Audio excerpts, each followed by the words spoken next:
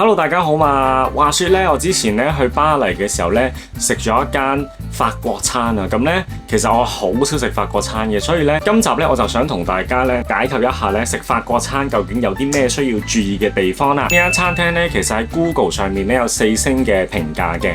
咁呢間餐廳咧嘅位置就喺當地好著名嘅步行街 Rue Montorgueil， 亦都係遊客區嘅餐廳嚟嘅。今次咧我去呢間餐廳咧就總共食咗4道菜嘅。咁首先入到去咧，佢哋法國人咧當地係會習慣嗌咗嘢飲先嘅，咁就嗌咗1支嘅白酒啦。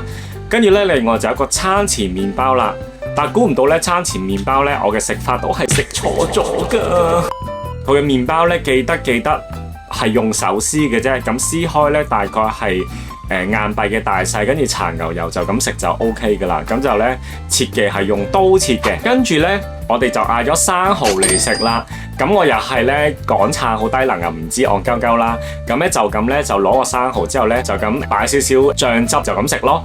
就係一般我哋香港人去自助餐嘅食法啦。咁原來法國當地人咧，佢哋食生蠔係有個次序㗎，先係咧要攞起之前前菜嗰啲小麵包仔啦，之後咧就搽少少牛油嘅，跟住咧先係要食咗個生蠔先，跟住咧就食完一啖生蠔之後咧，再食一個牛油嘅麵包，跟住再飲白酒咧，先至係最高嘅享受啊！咁講多少少啦，佢哋生蠔嘅醬汁咧係用一啲洋葱啦，可能加少少醋嘅醬汁去食嘅啫，就唔係 salsa 醬，就唔係一個美式嘅食法。跟住到第2道菜啦，咁就係法式嘅海螺啦。我係唔知道原來法式海螺咧係要點呢一個美乃滋啊 mayonnaise 去食咁樣㗎。開頭我仲唔知喎，仲諗住好似當食東風螺咁樣咧，叉個叉入去，跟住撩嗰個肉出嚟食啦。咁我都係第一次食呢個法式海螺嘅咋。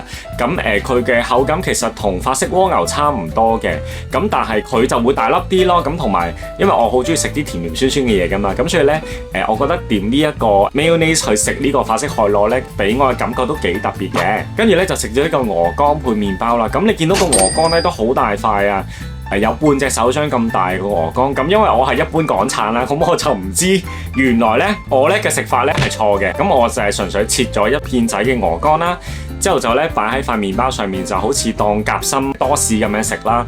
咁其實係唔啱㗎呢個食法。法國人咧首先佢哋好講究嗰塊配鵝肝嗰塊麵包咧，係用呢個酸麵包整嘅麵包啦，跟住就要烘到好脆好脆嘅。咁跟住咧就切一片嘅鵝肝擺咗上去先，之後咧就會搽呢個洋葱醬或者搽呢個無花果醬嘅。咁我今次咧呢個餐廳就俾咗呢個洋葱醬俾我嘅。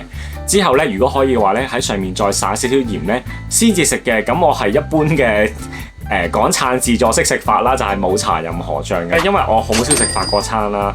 咁其實佢係用一個小式嘅夾仔咧夾住個蝸牛先嘅，跟住咧就用一個小式嘅叉咧就叉落去嗰個窿入邊，之後就旋轉咁樣撩嗰個蝸牛肉出嚟食嘅。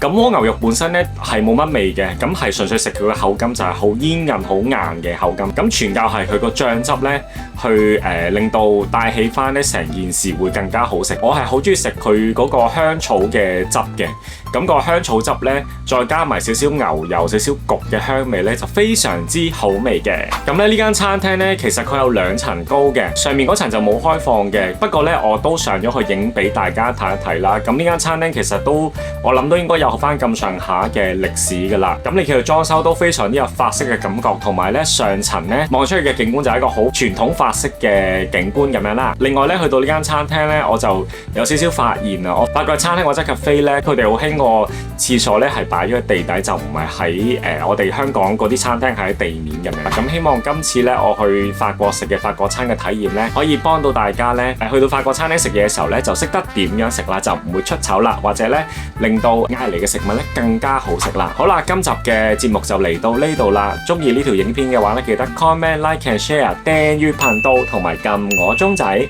我哋下條影片再見啦，拜拜。